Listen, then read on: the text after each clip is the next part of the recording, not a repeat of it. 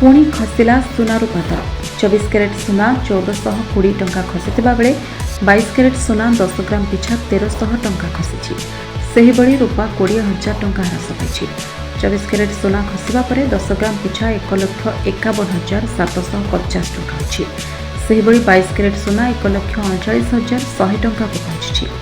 रूपा 20,000 टंका ह्रास हेबा परे 2,80,000 टंका रे पहुंचिछि। भारतीय बजार में 24 क्यारेट सुना 1,51,750 टंका अछि। सेहिपरि 22 क्यारेट सुना दर 1,39,100 टंका छुईछि। सेहिपरि राजधानी भुवनेश्वर में 24 क्यारेट सुना मूल्य 10 ग्राम पिछा 1,51,750 टंका रहितबा बेले 22 क्यारेट सुनार मूल्य 1,39,100 टंका को पहुंचिछि। सेहिपरि मुंबई में 24 क्यारेट मूल्य 1,51,750 टंका और 22 क्यारेट मूल्य 1,39,100 टंका रही। नुआदिल्ली में 24 क्यारेट 1,51,900 टंका और 22 क्यारेट 1,39,250 टंका रही।